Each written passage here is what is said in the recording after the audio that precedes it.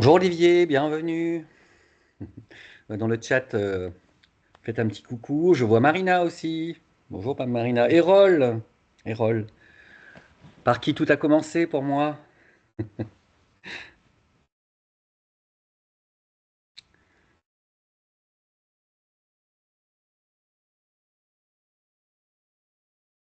va attendre encore un petit peu, hein. Ouais, je suis en forme, Olivier. Ça va. J'ai des journées très remplies jusqu'à la fin de l'année, comme tous les ans. Et puis après, on est content de voir 2025 avec des nouveaux enjeux, des nouveaux défis. Voilà. Alors, je salue ceux que je ne connais pas aussi, hein. Mohamed. Bonjour Julien. Vous pouvez me faire un petit coucou avec réagir. Marina m'a déjà fait un petit coucou. Bonjour Mohamed. Voilà. On va encore attendre un petit peu. Parce que c'est pas une heure pratique. Je suis désolé, il y a eu beaucoup de changements. C'est de ma faute, parce que je suis un peu débordé et j'ai pas réussi à me libérer pour 11 heures. On s'était dit qu'11 heures c'était bien, parce que c'est quand même plus pratique que de faire ça pendant les pauses déjeuner. Mais je vous remercie d'être là.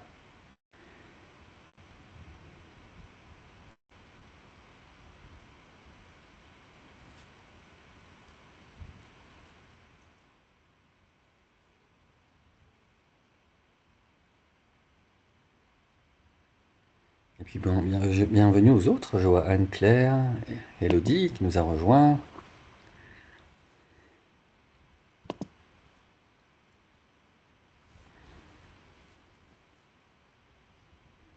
Voilà, encore attendre un petit peu un démarrage.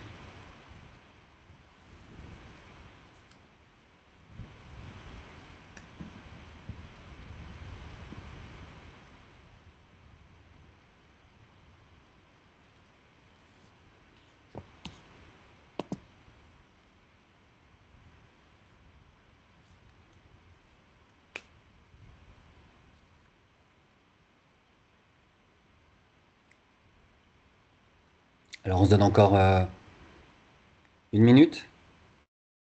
Caïs, t'es prêt? Ok.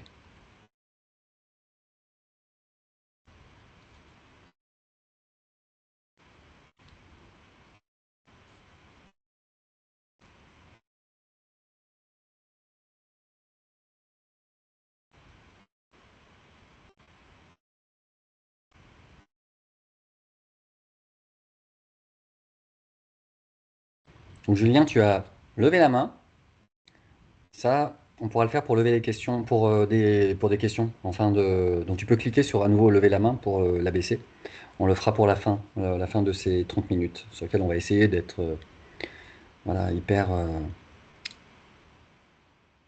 condensé, parce qu'on a plein de choses à vous dire avec Caïs. Bah voilà, il est midi 3, 13h03.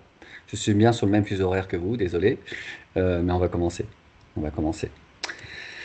Ok, alors, le sujet, c'est un sujet dont on parle à peu près depuis 2 ans, avec l'arrivée de ChatGPT, mais Microsoft, quand ils ont déployé, quand ils ont accompagné, on va dire, OpenAI pour la partie ChatGPT il y a 2 ans, ils avaient une idée derrière la tête, entre autres, c'était de déployer Copilot.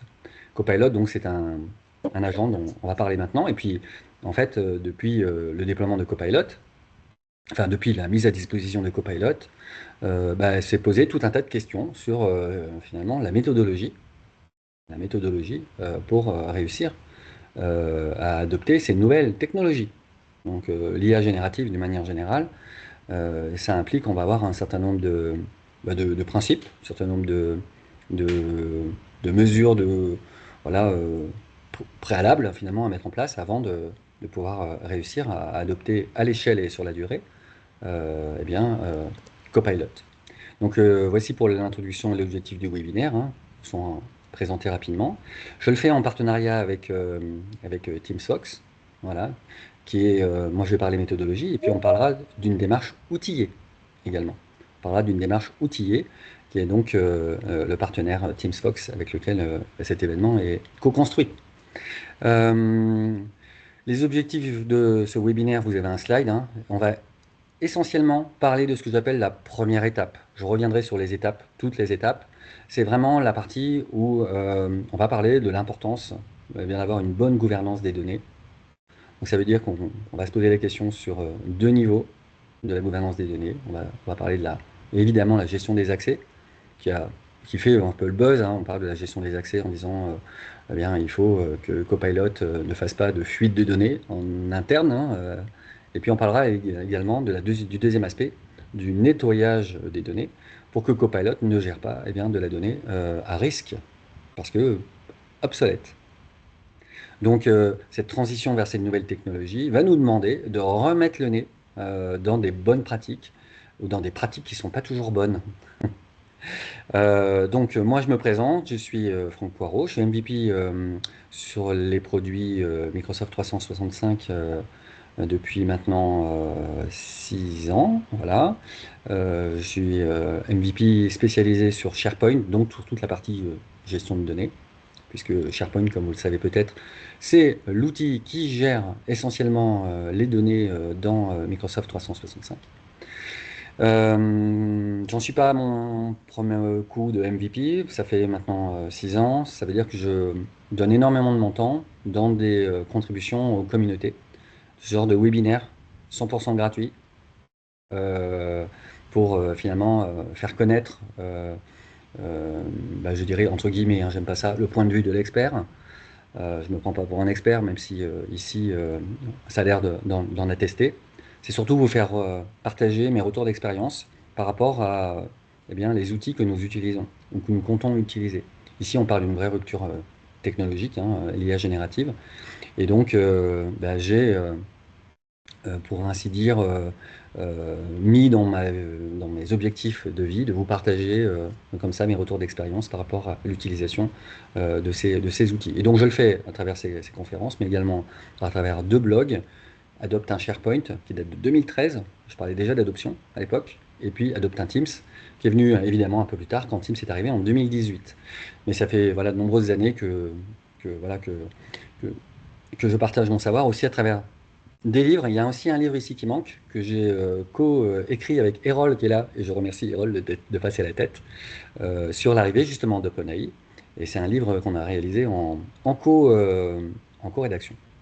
Voilà, si vous voulez me suivre sur les réseaux sociaux, si vous ne me connaissiez pas jusqu'à présent, j'ai adopté un SharePoint sur Facebook ou sur Teams. Je vous avoue que c'est pas là où les gens me suivent le plus, c'est plutôt sur LinkedIn, et vous pouvez donc me suivre sur les réseaux sociaux. C'est ce qui va vous permettre de suivre bah, pas seulement mon actualité, mais l'actualité eh bien, de Microsoft 365. Donc il n'y a pas que mon actualité, il y a également, quand je trouve des billets intéressants, je les partage autour des gens qui me suivent.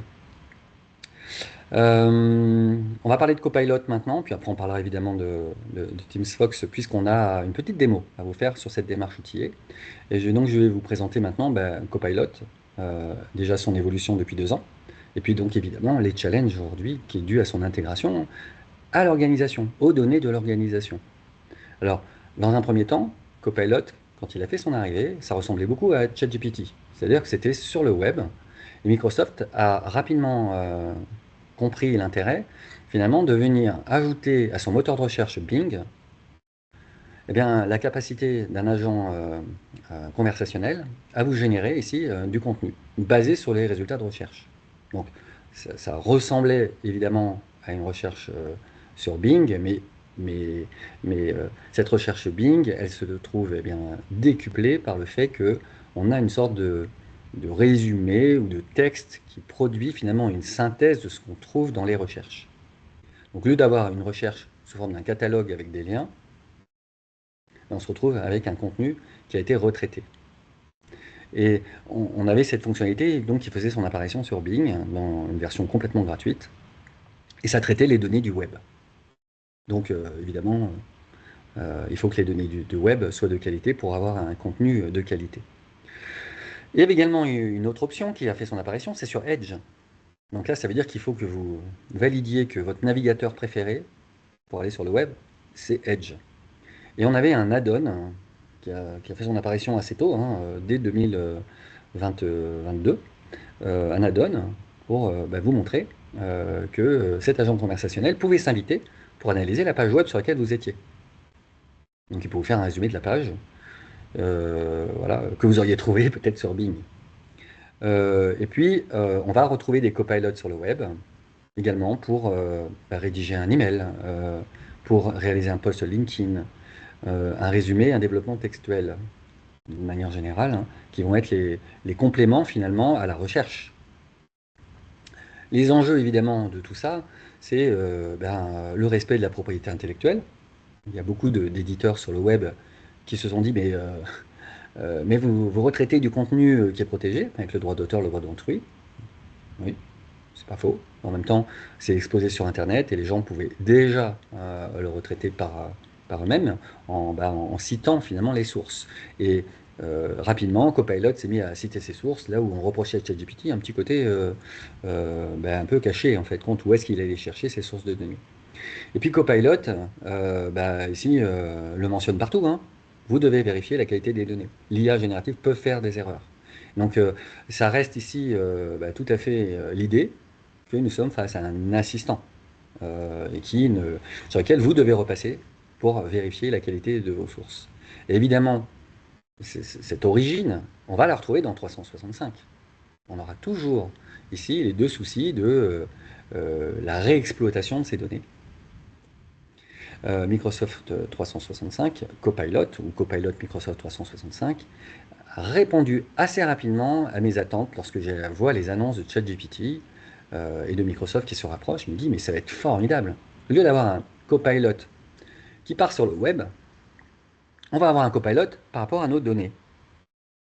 Et du coup, on va pouvoir exploiter la scientifique moelle de l'organisation à travers les éléments d'information. Et j'avais imaginé, je me souviens très bien, c'était le 3 ou 4 janvier 2022, j'étais chez un client qui était dans le secteur de la construction et je lui disais, mais vous vous rendez compte, on va pouvoir demander ici à donc l'appeler ChatGPT à l'époque, je savais pas qu'il s'appelait Copilot, je disais, on va pouvoir nous demander de faire quelque part un petit texte pour nous expliquer quelle procédure à suivre lorsque on doit remplacer tel appareil sur un chantier. Et ça va être généré automatiquement, et peut-être que ce n'est pas écrit, et peut-être qu'il va faire une synthèse, ça va être formidable. Et on s'est quand même posé la question assez rapidement en disant, bah oui, mais il faut qu'il trouve une information de qualité. Et en tout cas, ça permet de toute manière, dans un premier temps, de réduire le temps de préparation. Il faut vraiment voir ici votre Copilot Microsoft 365 qui va vous permettre d'interagir comme vous le faisiez avec vos collègues, comme vous le faisiez avec vos documents, avec une phase de préparation qui va nous permettre de résoudre un problème ultérieur. L'idée, c'est de vous concentrer sur les tâches à plus forte valeur ajoutée et que le brouillon, finalement, ne soit préparé. Et souvent, on parle du coût de Copilot Microsoft 365, donc on va dire une trentaine d'euros par mois fois une année, on parle de 360 euros, mais souvent, quand je mets en perspective, je me dis, mais qui peut se payer un assistant pour 360 euros par an? Voilà. Il y a peut-être des gens qui ont déjà des assistants, mais si vous n'avez pas d'assistant, évidemment, vous pouvez avoir un assistant pour 360 euros par an. Alors, comment ça marche techniquement, avant qu'on voit évidemment les enjeux? C'est que votre Copilot, premièrement, contrairement à son aîné sur Internet, il ne voit que vos données d'organisation, mais également vos données que vous avez le droit de voir. Que vous avez le droit de voir. Donc, il faut s'assurer qu'au sein du système d'information Office 365, les utilisateurs n'aient pas accès à une donnée qu'ils n'ont pas le droit de voir. Ici, ce n'est pas, au niveau sécurité, un enjeu de fuite de données en externe. Les données n'iront pas à nourrir un modèle qui s'appelle de LLM, de Learning Machine, ici. Vos données ne seront pas exploitées en dehors de votre entreprise. Mais à l'intérieur de votre entreprise, il ne faut pas que Copilot soit un générateur de fuite de données. Donc c'est la première question qui s'est posée assez rapidement. À travers des petits POC, on fait un POC, on va donner quelques licences à des utilisateurs qui se sont amusés à écrire peux-tu me donner le salaire de mon PDG? Et hop, la réponse arrive. Et là, donc, c'est le drame, on arrête tout. En fait, oui, il faut s'assurer que les utilisateurs n'accèdent qu'aux données auxquelles ils ont le droit d'accéder. Alors, je dirais que c'est un peu une tarte à la crème, cette histoire, parce que finalement, ça veut dire qu'on gérait déjà mal les droits avant. C'est-à-dire que même par la recherche, un signe étoile permet dans la recherche de voir tout ce qu'on a le droit de voir et on peut avoir des résultats qui remontent. Donc en fait, Copilot n'a rien inventé, il exploite simplement vos index de recherche. qui s'appelle Microsoft Graph, on va l'appeler comme ça en résumé. Et donc, il ne voit, votre copilote, c'est votre assistant, ne voit que vos données, il ne voit pas les données d'ailleurs. Et donc, si la sécurité n'est pas en place, évidemment, ça nécessite d'être repris. On va parler de ça dans la méthodologie. Il n'y a pas que la sécurité, on l'a dit. Imaginez un instant que Copilot vous, vous donne une réponse et elle est plus circonstanciée. C'est-à-dire que c'est une information obsolète. C'est une information qui est déclassée. Et lui, il ne le sait pas. Il ne le sait pas parce que vous y accédez à cette information déclassée. Vous accédez aux archives, vous accédez dans votre OneDrive, vous accédez peut-être à des sites, des équipes Teams fantômes, c'est-à-dire où il n'y a plus d'activité. Et donc lui, il va prendre la donnée qu'il trouve pour en faire une compilation, un texte qui a du sens pour répondre à votre question. Et il peut vous induire en erreur. Et donc ici, on va parler plutôt, non pas de sécurité, on va parler de conformité. Mais pas de conformité en termes réglementaires. Vous savez, je dois être conforme par rapport au RGPD. On parle de conformité ici en termes de qualité de la donnée au sein de l'entreprise. Et j'aime bien ici, j'ai rajouté cette mention, ISO 37301. En fait, dans la démarche qualité, la conformité n'a pas une connotation sécuritaire, elle a une connotation qualité de la donnée, c'est-à-dire qu'on doit bien s'assurer dans les processus de l'entreprise d'avoir des données vivantes, qui vont être exploitées, qui doivent être suffisamment de qualité. Sinon, évidemment, ça part à volo. Et ici, voici les enjeux, en fin de compte, de l'intégration en fait, de ces IA génératives à Microsoft 365 et donc au système d'information interne de l'entreprise. Alors les étapes clés, évidemment, pour une transition réussie vers Copilot, évidemment, on l'avait compris, sécurité veut dire gestion des accès, conformité va dire nettoyage des données. Et ici, je vais vous commenter ici le premier temps. Alors, j'ai des petites vignettes ici parce qu'il se trouve que, si vous voulez, on va parler énormément de ce premier temps, puisque c'est la partie sécurité et conformité que nous attendons ici. Mais il y aura ensuite des étapes ultérieures. On va d'abord se focaliser sur cette première étape. La première étape, je l'ai écrite aussi dans un billet de blog, donc vous pourrez le relire si vous le souhaitez, sur mes blogs Adopt un SharePoint, Adopt un Teams. Il y a un billet de blog, une série qui s'appelle les 4 temps à respecter pour le déploiement de Copilot Microsoft 365. Donc il y a des temps 2, 3 et 4 qui viennent compléter cette série. Sur le premier temps, évidemment, c'est par là qu'on commence aujourd'hui. C'est-à-dire qu'il faut reprendre le contrôle de vos données, aussi bien en sécurité qu'en conformité.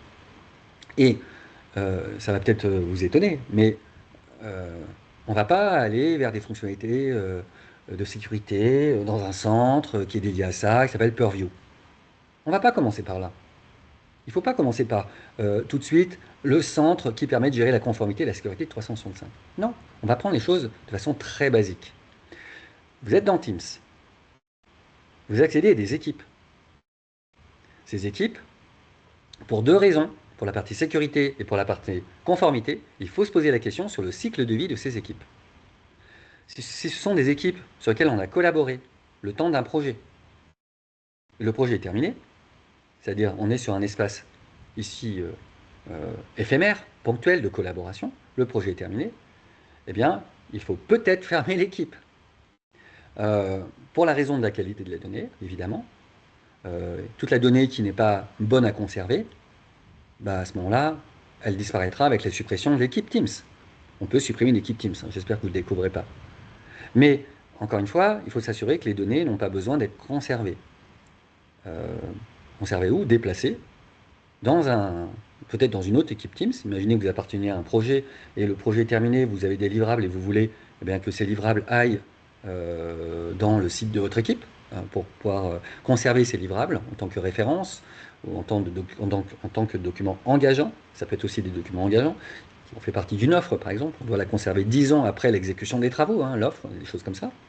Vous devez faire le ménage un petit peu dans cette équipe Teams et puis surtout évacuer, supprimer cette équipe Teams pour avoir cette notion de gestion du cycle de vie de la donnée, derrière la gestion du cycle de vie de l'équipe. Par rapport à Teams, il ne faut pas oublier également qu'il fut un temps, quand on crée une équipe Teams, par défaut, l'interface, et on sait que les gens cliquent beaucoup, ils cliquent vite, ils ne lisent pas toujours, l'interface de création d'équipe proposait de créer une équipe publique. Qu'est-ce que c'est une équipe publique? C'est une équipe qui n'est pas privée. C'est une équipe publique qui figure dans la liste des équipes Teams qu'on peut rejoindre Et à ce moment-là, dès qu'on rejoint cette équipe Teams, ça devient une équipe dans laquelle on est membre et on accède au contenu. Or, cette équipe publique, par défaut, était le premier type d'équipe que l'utilisateur pouvait créer. Par conséquent, ça peut être intéressant quand même de faire le tour des équipes publiques qui auraient besoin d'être repassées en équipe privée. Repasser en équipe privée. C'est tout à fait possible. Un propriétaire d'une équipe peut basculer le mode de confidentialité de cette équipe et également les administrateurs peuvent, dans un cadre d'un plan de remédiation, faire l'inventaire des équipes Teams au public, prendre contact avec les propriétaires et décider de la portée finalement de cette information.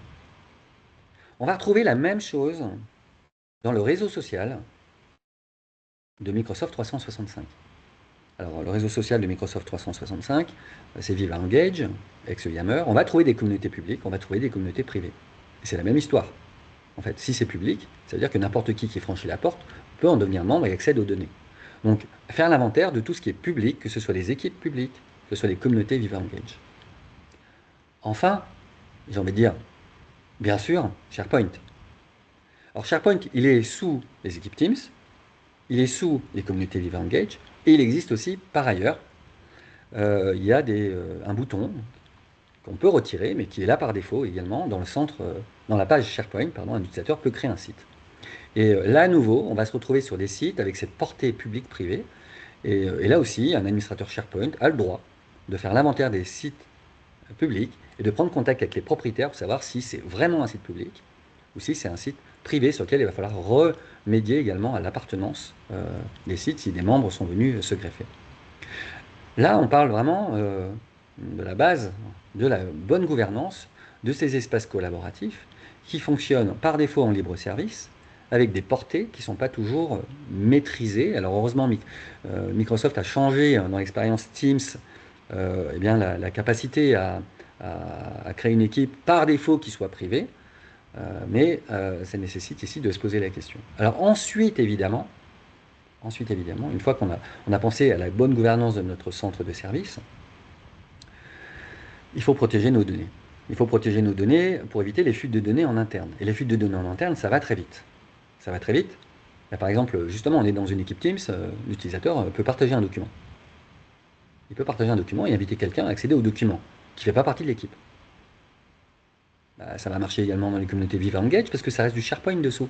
Dans SharePoint, Viva Engage, dans Teams, la gestion de fichiers, un utilisateur peut partager un document et venir créer finalement une exception avec un document qui est accessible pour un tiers, alors qu'il ne figure pas dans l'équipe, dans le projet d'équipe au départ ou dans la communauté privée Viva Engage, etc. Donc là, il faut trouver, on va le voir, il faut trouver des solutions.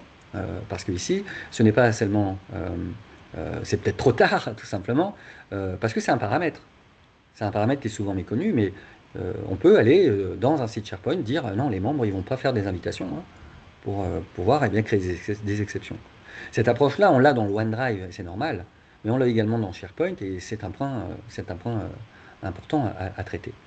Alors une fois qu'on a traité l'intérieur, je dirais, de la coquille, ici des sites SharePoint, donc du coup des Teams et des communautés Viva Engage, qui sont vraiment les trois plateformes essentielles pour la gouvernance, eh bien, on va pouvoir appliquer les fonctionnalités Purview. Alors les fonctionnalités Purview, je ne vais pas vous faire un topo, il faudra une journée pour bien comprendre, n'est-ce pas Julien, tout ce que peut faire Purview. Mais il y a des étiquettes qui s'appellent des étiquettes de confidentialité. Ces étiquettes de confidentialité, vous allez pouvoir y associer ici, finalement, là, le droit de voir. Mais pas associé au site SharePoint. Non, associé au document. Ça veut dire que si le document il est copié, déplacé, eh bien, il ne sera pas exploitable pour les gens qui ne font pas partie du scope de lecture de ces étiquettes. Et c'est vrai que là, on arrive sur quelque chose qui protège la donnée, peu importe le réceptacle. On a parlé de Teams, on a parlé de SharePoint, on a parlé d'Evangage. Et cette fois, même par mail, évidemment, le document ne pourra pas être envoyé à un collègue en interne et qui ferait une transition ici vers des données que Copilot ne devrait pas voir. À partir du moment où vous le voyez, Copilot le voit. Voici donc, en résumé, la première étape, la démarche méthodologique ici, concernant reprendre le contrôle de ces données, avec évidemment la base sur la gouvernance de ces plateformes collaboratives, mais également eh bien, évidemment, les étiquettes de confidentialité vont pouvoir nous permettre de gérer la confidentialité sur les fichiers. Il y a d'autres dispositifs qui existent dans Purview, mais je ne vais pas rentrer dans le détail, pour, euh, pour protéger également les conversations Teams, voilà, au-delà donc des emails et des fichiers. Sur les autres étapes, ici, les étapes clés pour réussir cette transition, une fois qu'on a fait ce travail, on va revenir évidemment dessus avec Teams Fox, cette démarche outillée qui va vous être présentée, et c'est pas terminé. C'est-à-dire qu'une fois qu'on a fait, on aura pris le contrôle de ces données, il ne faudra pas se contenter de la méthode je mis à disposition et je prie. Marche pas ça, Copilot. Au début, on a un peu le syndrome de la page blanche. On ne sait pas quoi saisir. En fait, il faut que ça corresponde à une réalité opérationnelle. Il faut que les utilisateurs, on les embarque pour rechercher la productivité accrue promise par les outils dans le cadre de leur journée de travail. C'est vraiment ici faire converger les usages de Copilot 365 et de manière générale Microsoft 365 avec les usages, qui est le plus beau défi finalement que nous offre Microsoft 365, c'est de réussir à améliorer ici la productivité de chacun et de toute l'organisation entière. Dans la phase 3, j'explique que c'est pas parce qu'on a fait le projet que ça y est, c'est terminé. On le voit bien ici, il va falloir capitaliser, mettre en place la conduite du changement, faire résonner finalement peut-être ce POC réussi pour inspirer d'autres. Et donc ici, il y a tout ici une démarche en fin de compte de rendre le projet pérenne, inscrit en fin de compte de la réalité. Donc je parle souvent de mettre en place une vitrine des usages, des choses comme ça, qui doit inspirer les usages, et finalement continuer à être dans une démarche d'amélioration continue, une organisation euh, auto-apprenante. La dernière étape, c'est qu'il va falloir évidemment mettre tout ça sous surveillance. Pourquoi? Parce qu'on est en 2024, parce que les fonctionnalités ici euh, au niveau du partage des données, de la qualité des données, vont demander à avoir une surveillance permanente. Il faut en permanence monitorer la qualité de la donnée. On ne va pas dire, ah, ça y est, on a fait une bonne fois pour toutes. Il faut que ça s'inscrive ici dans une gouvernance au quotidien. Et ça vient s'ajouter à la gouvernance des utilisateurs dont on vient de voir, etc. Il ne faut pas laisser non plus les utilisateurs et faire retomber finalement le pic d'intérêt.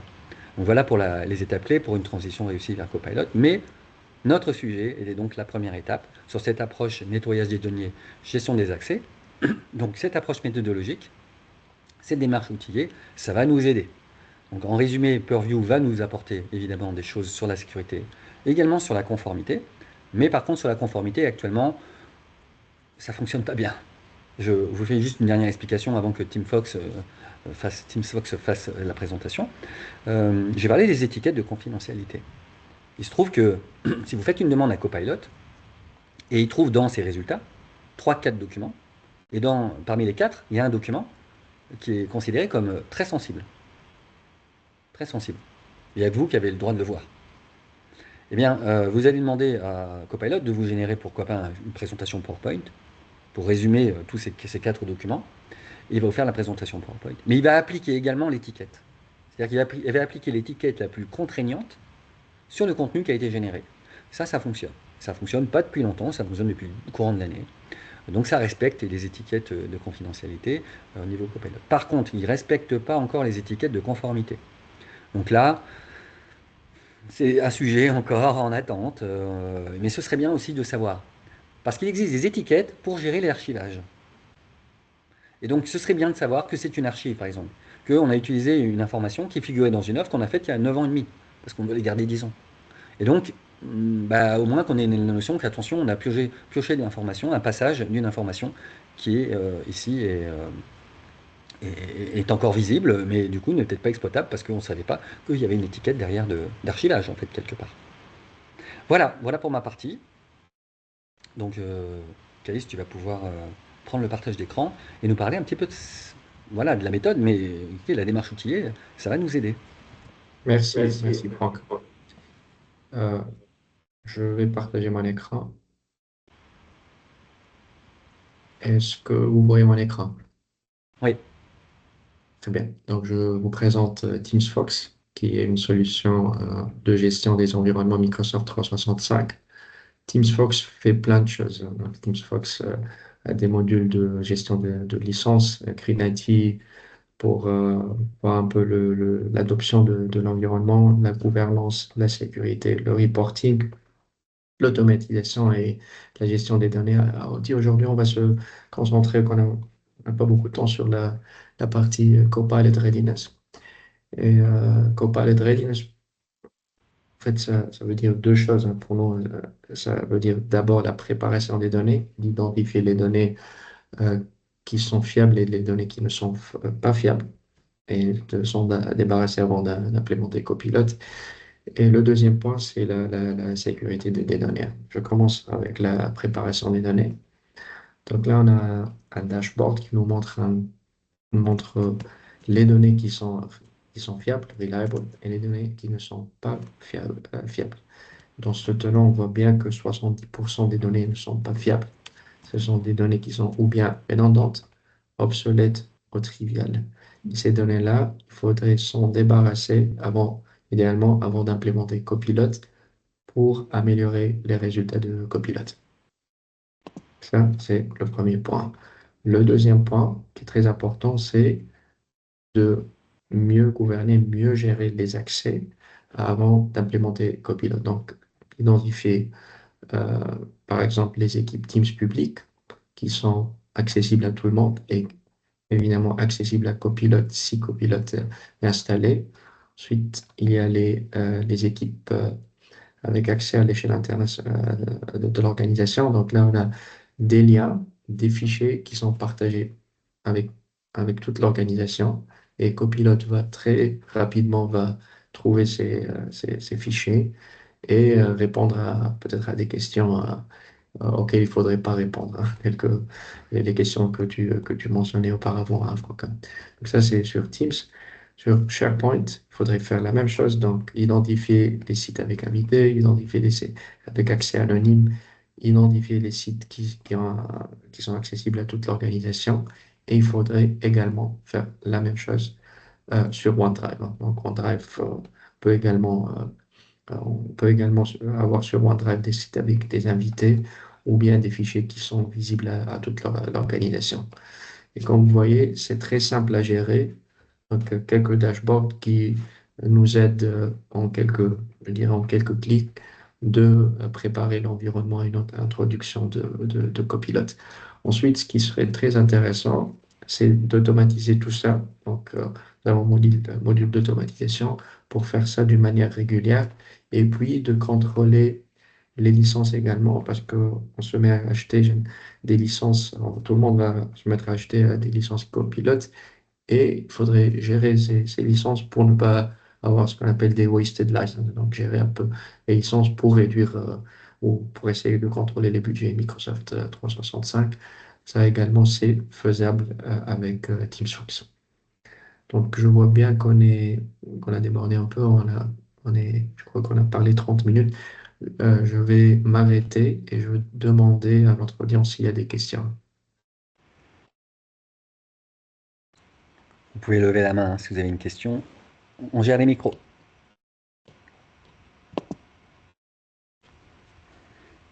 On a un peu débordé, mais en fait, on avait commencé avec 3 minutes de retard. Donc je trouve Oui, que donc. pas mal quand même.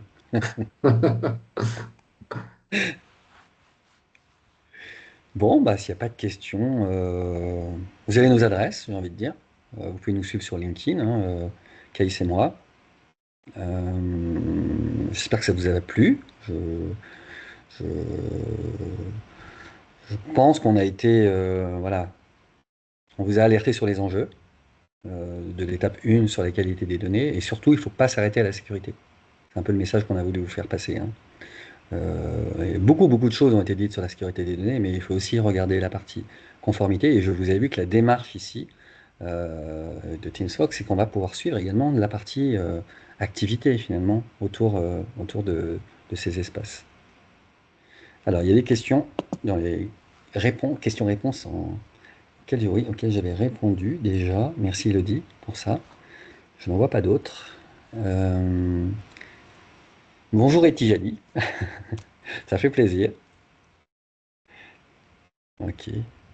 Bon, bah sinon, s'il n'y a plus de questions, si les questions vous viennent encore plus tard, bah, encore une fois, hein, n'hésitez pas à prendre contact avec nous.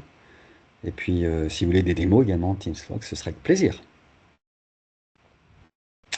Voilà. Donc s'il n'y a plus de questions, ah, je vois qu'une question est d'arriver. Euh, le coût d'usage de TeamsFox et Roll. Ah oui. Ah oui, on n'a pas parlé du coût, Caïs. Pardon, est-ce que je On vois pas parlait la du coût. question. Ouais, le coût de TeamsFox. Voilà, on est sur des choses qui sont moins, voilà, conséquentes, on va dire, en termes de budget, que des gros outils qui sont connus depuis très longtemps. Est-ce que tu peux nous expliquer un petit peu combien ça coûte un TeamsFox? Oui, oui, le coût de TeamsFox dépend de la taille des clients, de l'organisation, et c'est un coût dégressif. Donc, si on est dans un mode chez des enterprises, ça coûte beaucoup moins cher par utilisateur que pour les petites entreprises, mais généralement, c'est une fraction des coûts de ce qu'on connaît généralement d'entreprises qui font des choses pareilles telles que AvePoint. Moi, j'avais un ordre d'idée, tu me corriges, hein, Caïs, j'avais en tête, bah, si on me pose la question, en général, je réponds, faut compter à peu près 2 euros par Oui, utilisateur. à peu près, oui. C'est Mhm. dans cet ordre d'idée-là, hein. Donc ça veut dire que même pour une PME, on va pouvoir adjoindre voilà, quelque part un centre d'administration 365 bis Ouais, qui va le dépasser voilà, pour un budget mensuel qui, franchement, est très abordable. ouais, Et il y a un module de gestion de licence. Donc j'aime bien dire ça aussi en disant, mais vous allez faire des économies déjà. Donc quelque part, c'est amorti par le fait que vous allez pouvoir suivre vos licences. ouais.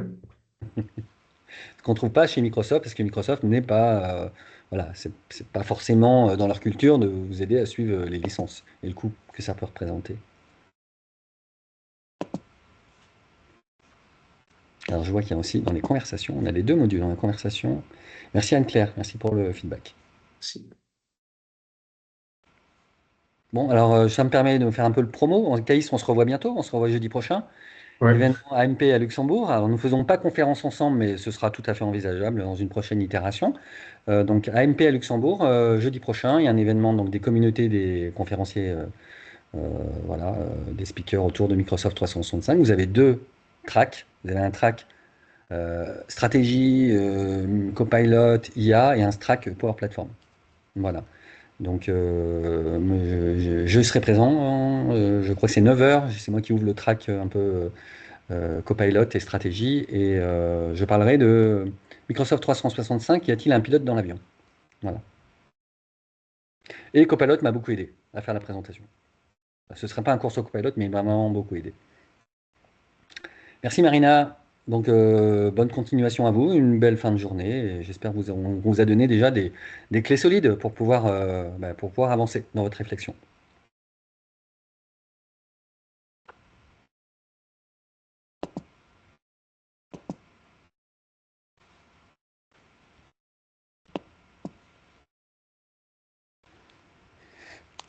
Messages qui s'écrivent encore. Voilà. Donc à bientôt.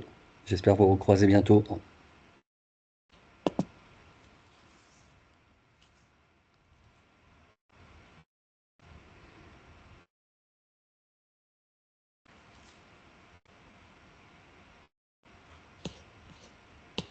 On peut arrêter l'enregistrement du coup, ouais. Case.